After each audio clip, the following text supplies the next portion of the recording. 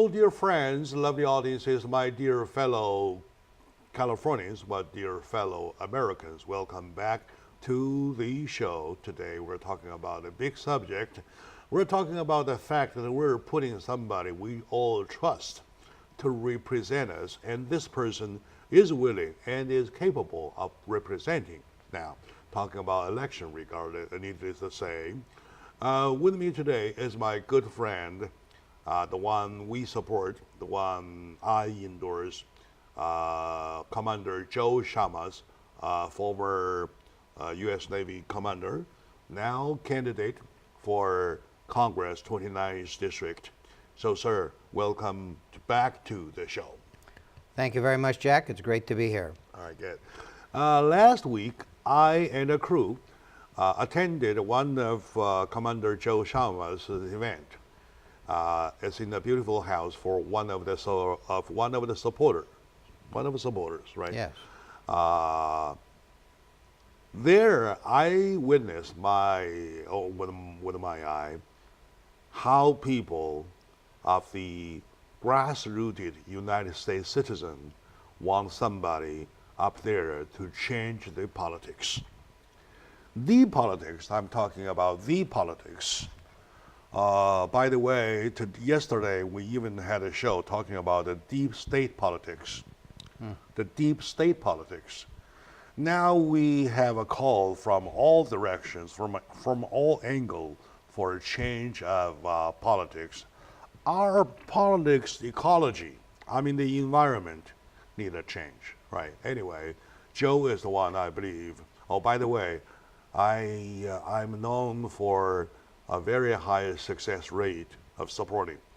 So last season, 3 out of 5 got their position. All right, good for me. Thank you All right, very much, Jack. Okay, thank you. All right, good.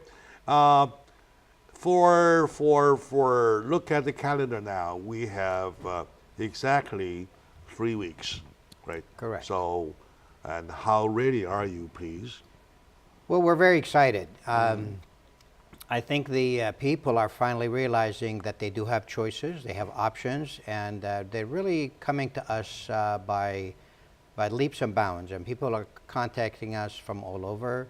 They're realizing that this is an opportunity for them to finally have a voice to actually speak for them. They haven't had that before. They've always been controlled by special interests. So now they're saying, wow, we have actually a first-generation immigrant who grew up in an orphanage and who is rooted, not corruptible, is saying he wants to go in there and actually represent us and do the right things for us. So it's a big welcome for me personally, and it's an honor for me personally, but I think it's a great opportunity for the people that live in California and our district to finally realize we have options, and let's take those options and move forward with it. Very good. And at the event, lots of people spoke. And Yes. I would like to quote for Mr. Shahinian. And he says that if you really want to care about the United States, to care about the cause that ship is heading, you really want to be very careful, because you might be cheated by slogans or might be cheated by people who make tons of promise and next day they're gone. So how do you comment on that, please? Well, I agree. Unfortunately, politics has always been, a few months before election, the politicians come around and they promise. And of course, they never deliver. And sadly enough, the people always re-elect the same ones because the politicians have a lot of money. Special interests and corporations give them tons of money, and so they're able to sell you the lie after lie after lie. And I think now people are saying, we've had enough lies. We've had enough of this constant cycle of promises that are broken. Now we have an opportunity for somebody to actually not just promise, but we know he has been able to get things done before. My service in the Navy, almost 25 years, and having gotten promoted 17 times in that period is just a testament that I can get things done. So I don't want to promise, I want to get things done. Speaking of that, though, I do admire your guts. Your guts of saying no. Yes. And there was a story that he And when it was his turn, he did a wonderful speech to the audiences. And in the speech, he mentioned one story. Hopefully that you remember, you will know what I mean, or which part I'm in, of you saying no to a big guy, and for that you get promoted or what?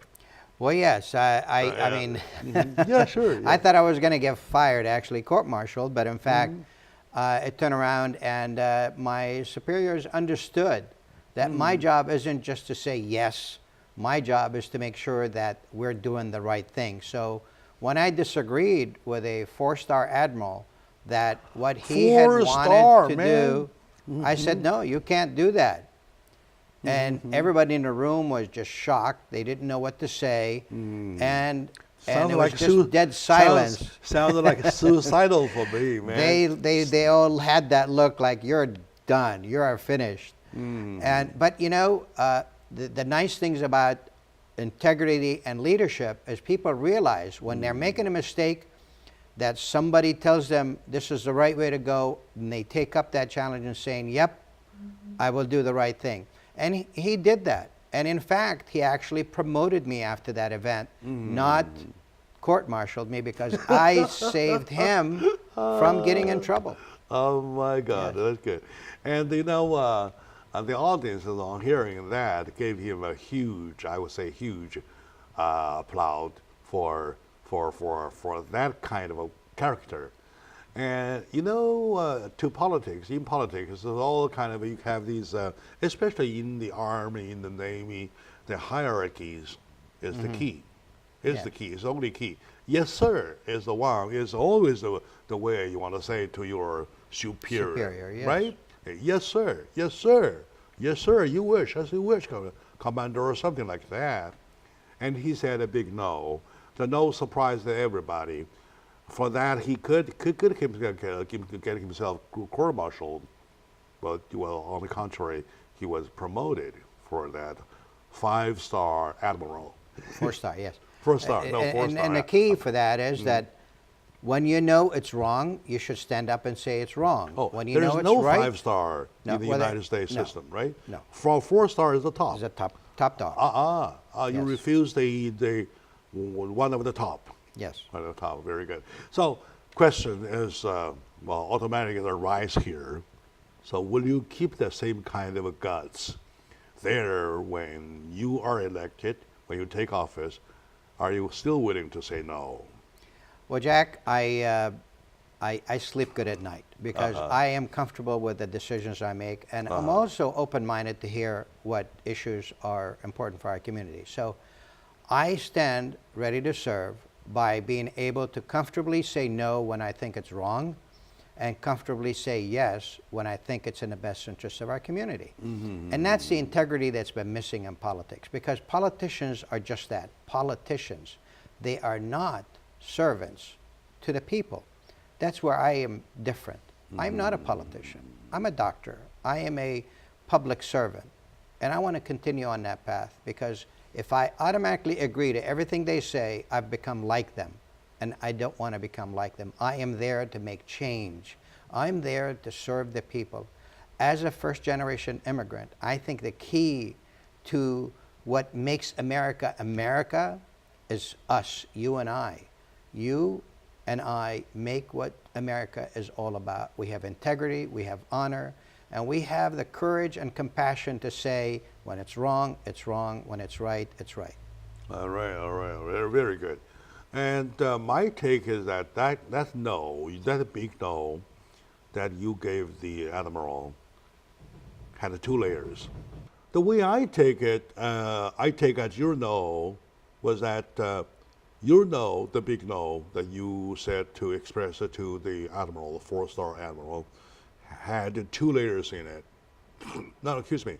Number 1, you believe you have a solid reason to prove that your no was the right way to do. Okay? Yeah. And number 2, you had the guts to say it, to express it, right? Yes. So that's wonderful. My dear friends, my lovely audiences, today we're touching base. We really go into the mindset of our friend, candidate for Congress 29th District, Commander Joe Sharma. So let's take a short moment now. We come back. We will check his bucket list about his schedule, how you want to start his job once taking office. How about that?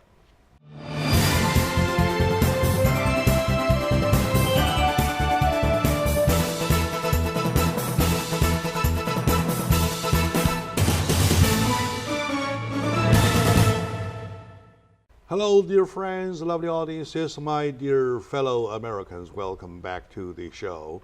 Jack Chow on the East West Show. Once again, we're talking about election. Election is so important. It is our only chance. It's our only chance, only moment. For example, if you have 365 days, right?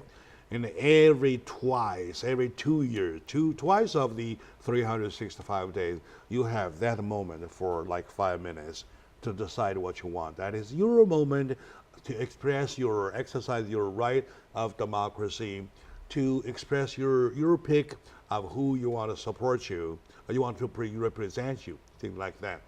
June 5th, on a Tuesday, 3 weeks from today, is exactly the day. Please, no matter who you choose, regardless who you choose, go out and exercise your right. So today with my friend, Commander Joe Sharma's candidate for 29th District of Congress, we're having a good time because we go deeper into his mindset to find this is the man who dares to say no when he sees things right. Thank you. Now, back to the details though, and I would like to check with you because we have a lot of things on hand, right? Sure. As a nation, right? So once taking office in Congress, what's your checklist or schedule? In other words, if I may, what's your day one schedule? Or day two, or day three, or something like that. Clearly, the first few weeks after the, with your support and your votes winning the election, we're going to assemble the team and add to the team that we have to have the right group of people with us so that they can, together with them, we can better serve you. As after the election, one of the first few things that I will be looking at, I have a lot of things to do, but realistically, we can't get everything done all in 1 week. So we're going to prioritize them. And the first one that we're going to look at is what can we do to help small businesses? What can we do to improve our trade relations with some of the greatest countries that have been really working closely to help our economy and in turn to help our people here that do a lot of export business, they do import business. We want to maintain a friendlier environment for them to be able to get their work done because they hire people, they provide jobs, they pay taxes, they contribute to our economy. So that's one of the first things I want to do is focus on that. The other thing I want to do is focus on what are we doing as a country and what do we need to change as a country to help veterans that we send in harm's way to foreign wars and military adventures. So we have to look at those two top priorities and saying, I have to get a program in place very shortly after we take office so we can actually put a bill in committee to address those issues to make sure that businesses can prosper and veterans are taken care of. Very good, very good. I like that prioritization. Lots of people say that small business are important, but they seldom pay attention of how they want to support small That's business. True. That's They true. say it one way and they do it the other, something like that, right? Yeah. If you drive a car, you drive a four-wheel drive, you make sure 4 of the wheels all go same direction. You can't have 2 of them going front and 2 of them going back. You can't even afford even 1 of them going backward. That's true. Right? So Well said. you have to be consistent to what you say and what you do, something Yes. like that, right? Now that you mentioned just now about internationally trade partners, Yes. Would you care to give a little comment about the trade discussion or conflicts Sure. in between United States, between us and China? Yes, actually, You know what? Yeah, go I ahead. kind of like, having a lot of problem because I love both countries, Yes. right? My home country and my current country. Yes. And United States is my country, and course. that is China is my homeland, Yes. right? Like I used to be. So the worst thing is that they are not happy. Well, So I remember, how and do this you is, comment on that? this is, I think, why it's important for us to remember the people of America and the people of China. They're symbiotic relationship. They're warm, wonderful people that want to work together. Unfortunately, our government has put a torch into this equation and really blew things up from the normal way of doing business. And I think that's wrong. So I want to go, actually, I do want to go to China so that I want them to understand that they have a friend here. Because I believe trade with China is not just important for China, but it's also important for us. Anywhere you go, you understand and you see products are made in China. And that is a low cost for us, so people can afford to buy things that they otherwise couldn't afford to buy. And we have to understand that trade nowadays is not localized. Trade is global. And our leaders have forgotten that. And sometimes they realize that maybe what sounds as a slogan, as a good slogan, in reality and application, it is not good for America. If you look at what we're doing now with China, with the new tariffs, it's actually hurting a lot of our businesses here because they import steel, they import so many other products from there, aluminum. Every can of soda that you drink, every can of beer that you drink has aluminum in them. Guess what? The higher tariffs means higher price of commodity products, and the consumer is the one that's going to suffer. So who are we helping? We're not helping Americans by putting these tariffs. And it's time that we 300 stand up and million say, cans per right, day. we should stand up and tell the government, what you're doing is wrong. What you're doing is hurting Americans. And as an American representative, I challenge you to back off and to do what's best for America. Not what is a slogan says what's best for America, but what's best for the American people and American consumers. So that's a big thing that I will approach. That's very Yes. sounding. And of course, when you do trade between two countries, things need to be regulated from every now and then. Sure. But that doesn't mean that you build a wall, such as tariff walls, whatever. We have too many walls. We used to have a wall in China 2,000 years ago, Yes. right? During the Qing Dynasty. Yes. And we used to have a wall in Europe that is crashed, right? Yes. That's overturned. And then we had a wall in the southern border Yes. that we were going to build up. Now we're doing another one. Oh, that's not the right way. No. Okay, as one of the people that you are going to represent, I would please kindly ask you or request that you keep that in mind, that people do not want walls. Yes, I think walls are I like a just the playground, wrong okay? way of doing things, and we have to remember that we are there in Congress to serve and represent the American people. And when you're doing things, well, let me rephrase that. When a president or somebody else in authority makes executive and or other decisions that hurt us, the American people, as a member of Congress, I will stand up and challenge that. And I think what we have today is failure of leadership on the congressional delegation to stand up and saying, Mr. President, it's wrong. It sounds like a slogan for elections, but it's wrong and it's hurting our people. Back off. And they should do everything they can to force him to back off, and they can do that. They can stop supporting anything that he wants until he reverses course. And this is where it takes, like Jack referred before, it takes guts. It takes courage to stand up and saying, what you're doing is wrong. Like I told the 4-star Admiral, what you want us to do is wrong, and here's the alternate approach that you need to consider. We need our Congress, we need our United States Senate to step up and say, Mr. President, what you're doing is hurting us. Back off.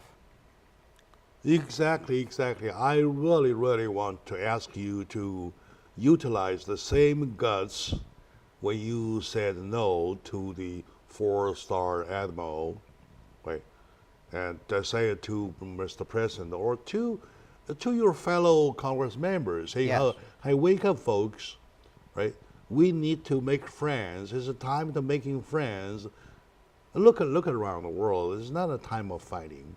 It's a time of handshaking. Yes. Right. Good. So, my dear fellow Americans, it is important that we decide the way the congressional culture is going.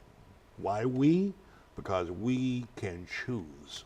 We choose who goes there, who doesn't, and we can even vote somebody out. We can even Absolutely. recall. Those are the right illness and right vestiness that we can do. Now it is the moment, exactly the moment. Talking to Mr. Sharmas, I have a feeling that we need to have done that a long time ago, right? And regretfully, there was somebody who we did vote and went up there, and they just joined the party. So that's a sad story. Now, using the guts to say no, to stand up, say no. Now that you have the guts to say no to a four-star admiral, and use it with the same way to say to Mr. President. All right, good. Okay, my dear friends, let's take a short moment now. When we come back, we will continue, please.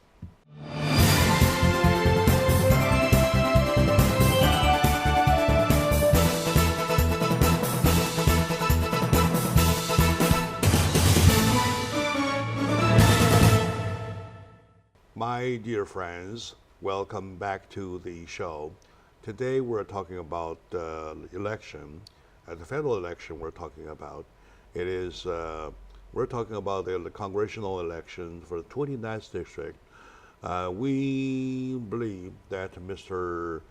Joe Sharmas is the one to go there.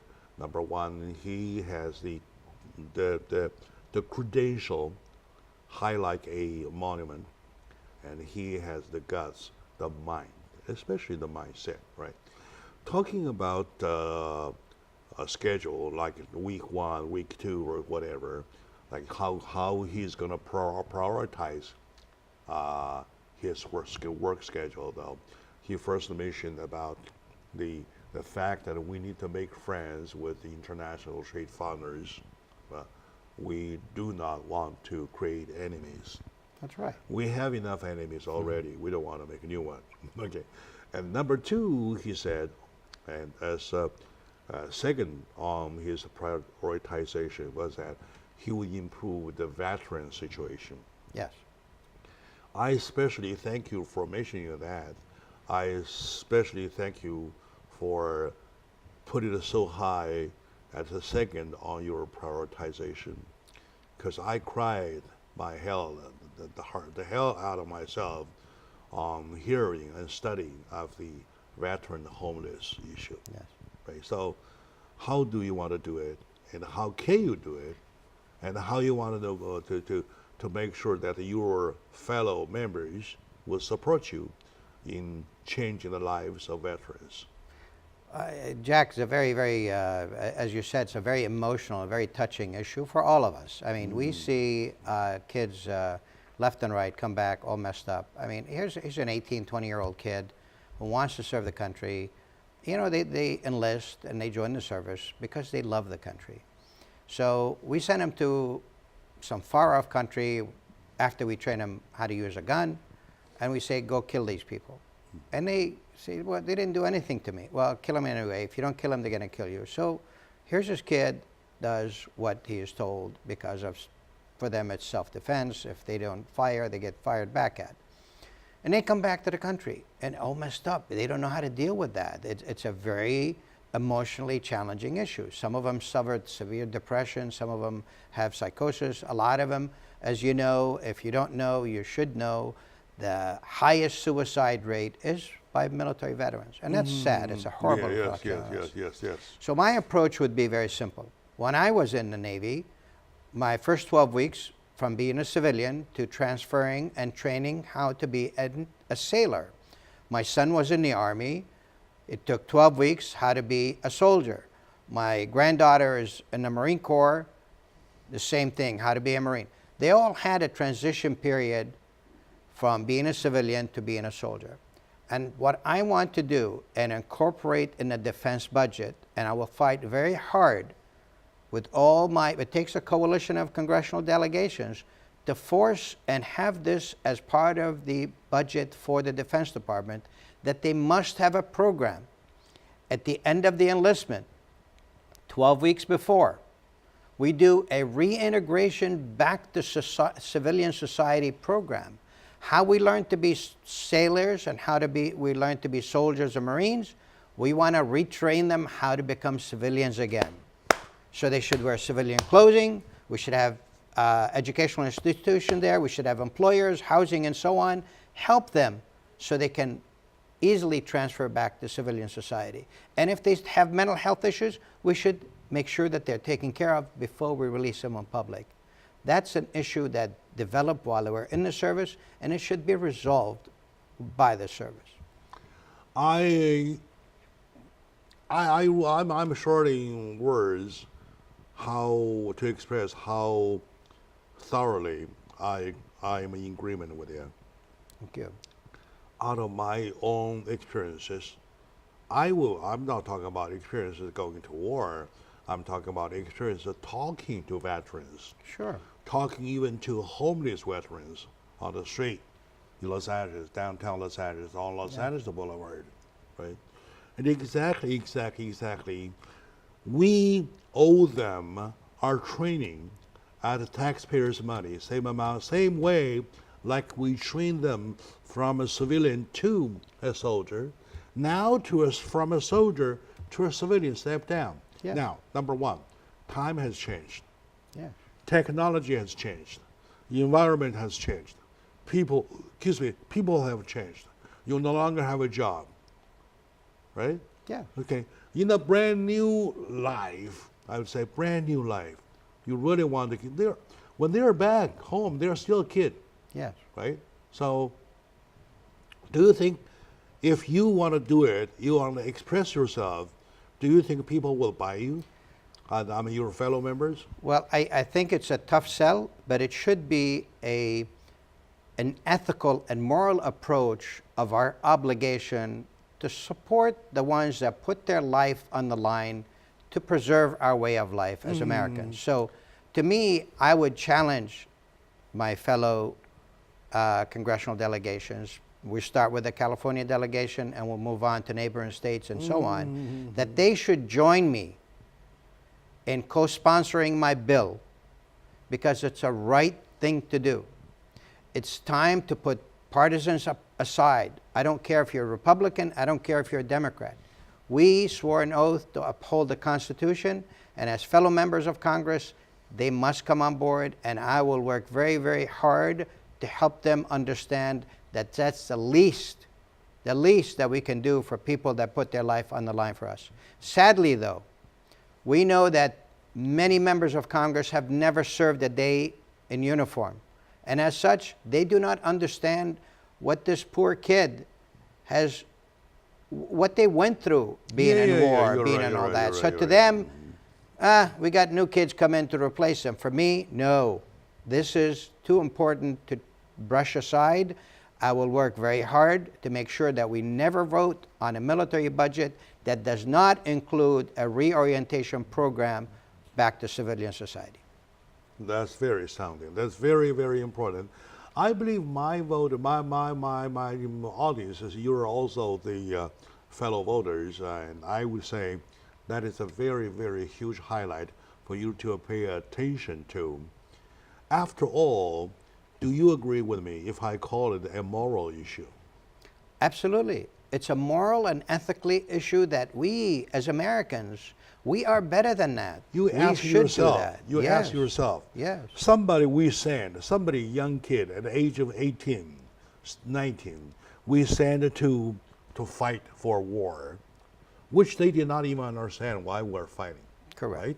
The danger was there, and some were, well, some died, of course.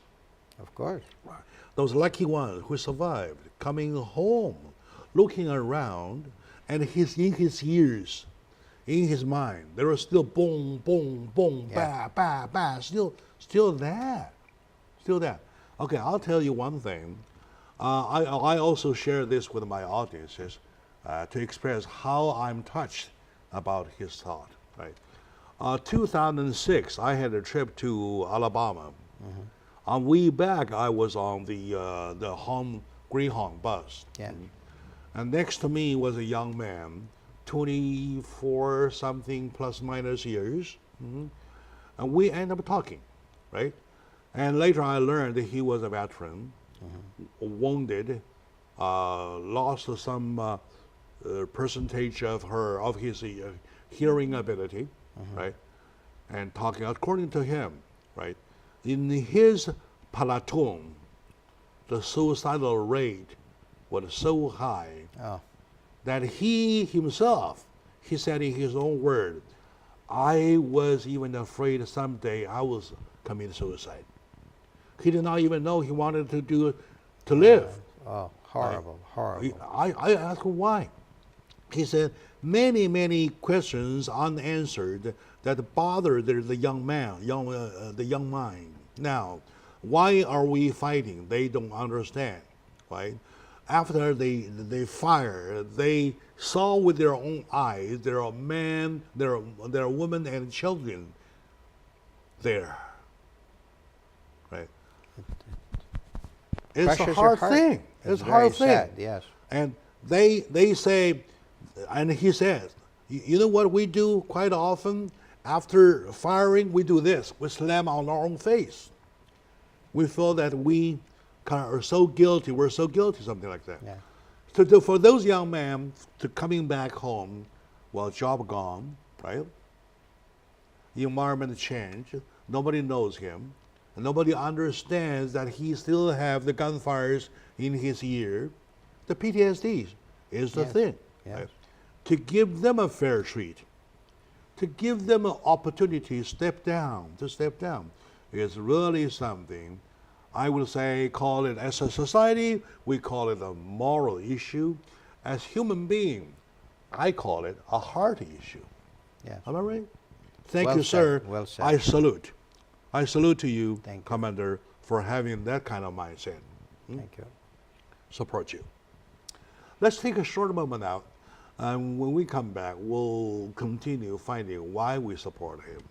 Stay with us, please.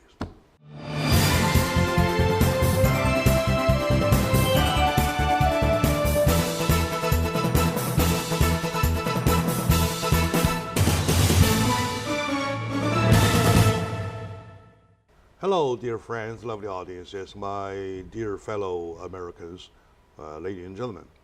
We are vested by God with the right of democracy that we can decide who to vote to, who we want to put in Congress, who we want to vote out.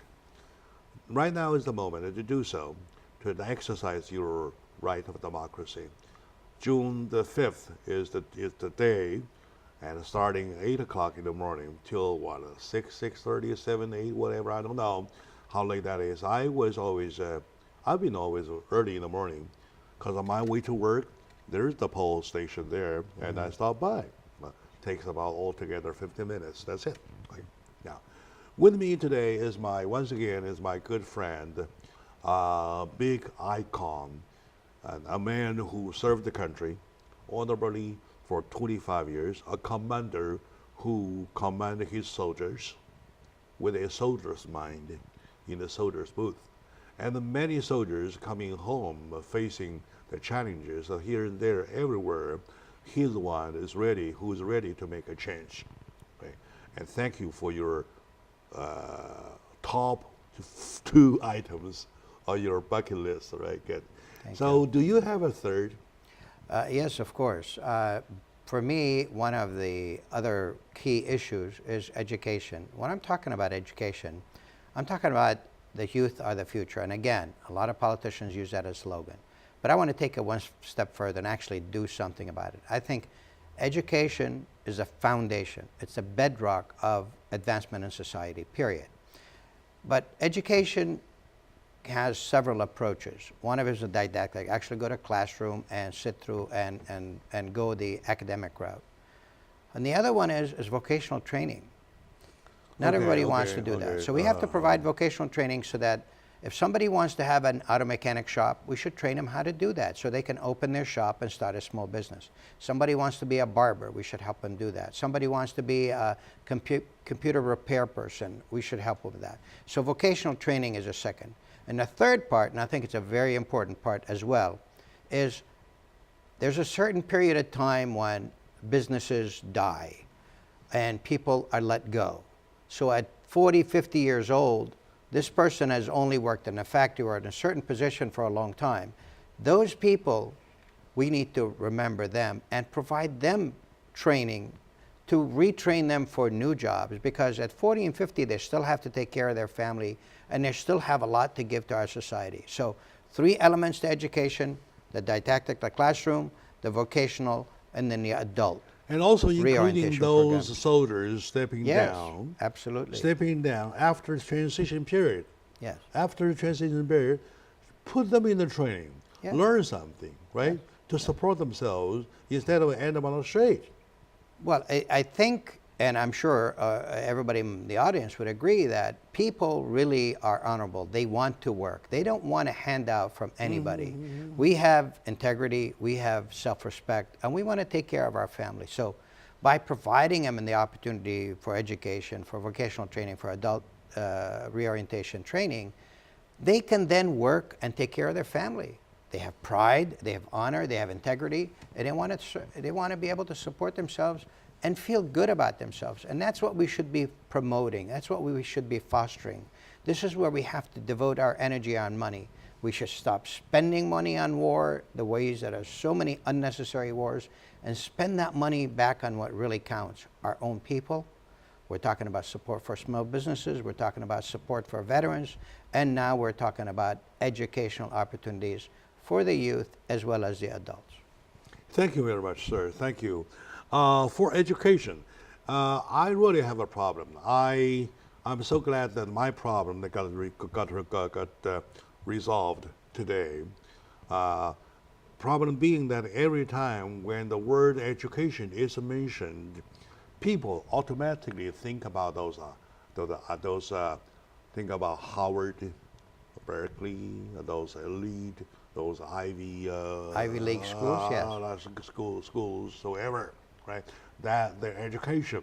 So all parents pushing their kids, go in that direction. However, education, according to Commander Shamas, right, includes something else. Your education, big part of vacation schools, skill training schools for people to learn. Not only the young people, well, fresh out of high school, for example, learn to be a carpenter, for example. Yes. Right? And watch repair, for example. Watch repair, for example, in particular, you really have a hard time to find a watch repair these days. It's dying. It's dying, right? So, okay, now, that part, most importantly, the education includes a big part to the soldiers, homebound, so homecoming soldiers, after the transaction that he promoted. There's no transaction at all so far, right now. We're talking about with him there in the Congress, pushing for the transaction period, and the transaction period was written on in law, and there's still training needed to the soldiers, right? So, yes. Do you think the Congress or United States or us would have the money do the transaction period?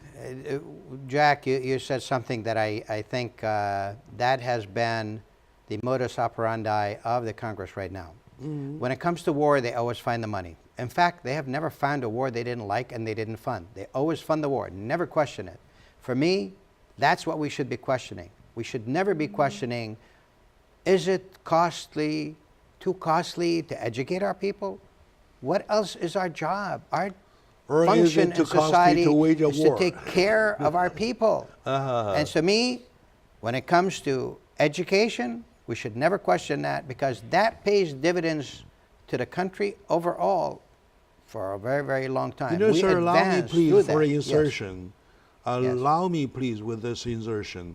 You are the only one, the military guy, high as a commander, who doesn't call for supporting a war. Yes, I do believe in our security and our safety, and I will work very hard to maintain that. But the reality is, Jack, we have over 1,000 military bases overseas, and we don't need that many. We're just wasting a lot of money on unnecessary things. We need to get those soldiers and sailors and Marines and airmen back on the mainland to protect the mainland.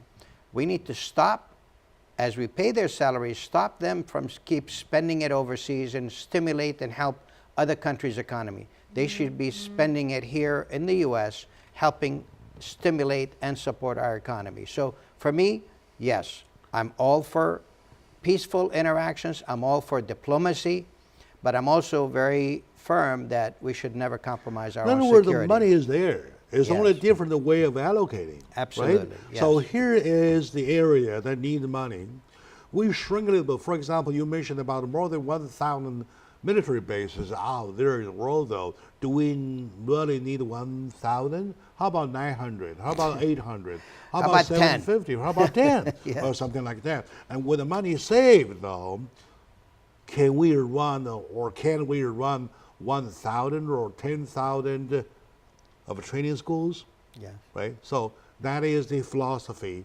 That is also the mathematics. The mathematics, the math is there. Yeah. Do you think so? Absolutely. By absolutely. that, I believe you're talking about the congressional delegation, though, right? Do you think you will get the delegates around you to push forward for that to happen, please? I'm a realist, Jack, and I know that there will be incredible resistance for that, because most politicians are accepting donations from defense industries, from pharmaceuticals, from major corporations, and it's in their interest to keep this process going. But for me, I think we have to go back and address the real ethical approach and what America is about. We as Americans, we love peace. We as Americans, we would promote diplomacy. We as Americans, we want to increase and promote business around the world. We don't want to promote war and only benefit a certain segment of businesses in our society. So we have to approach it from that angle, and I think slowly we'll be able to attract a few to make the balance shift from the majority of supporting those kinds of decisions and processes in the Congress to shift it away to more peaceful interactions around the world and more increasing business interactions around the world that would help support not just small businesses, but our own economy as well, across the board, not just one segment. It sounds that you are heading totally a different direction from creating a war for a huge company such as Halliburton, whose biggest shareholder becomes the Vice President of the United States. Yes. Something like that. You know Halliburton, right? Yeah. Dick Cheney has Dick a big Cheney shot was in there, right? Okay. He was the chairman, making over $100 million, and he left that to become the vice president. And by promoting war against Iraq, which had nothing to do with 9/11, had nothing to do with weapons of mass destruction, which are all, as we know today, were all lies. And we knew it was lies back then, but they kind of fooled the American people. And remember back then, the price of barrel of oil was $18. We were paying around $1 for a gallon of gas. But they went to war intentionally to raise the price of barrel of oil.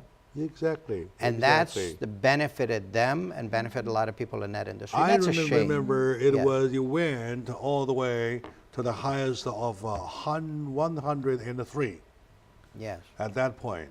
And there was a saying, they say jokingly, that the more we fight for gasoline, the higher the price. So now I'm talking about Commander Shamas is the only one that I know of from military doesn't call a war, and it says that in his way he will go different directions. He will use the money to save it by shrinking or whatever, or reallocating our money versus the military bases out there to help problems with inside our country, domestic problems, right?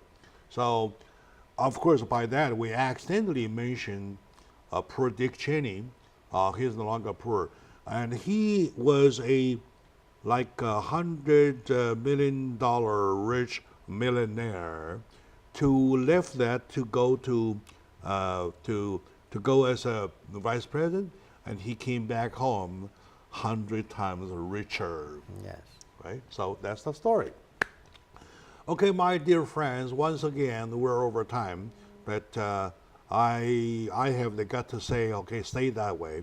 I'll even cut off some commercials because that's really worth our while. And be ready to vote, my dear friend. Commander Shamas is your choice, is my choice, the choice of my team, choice of EDI, we endorse. So thank you very much for watching, and to Commander Shamas, good luck to you. Thank you very much, Jay.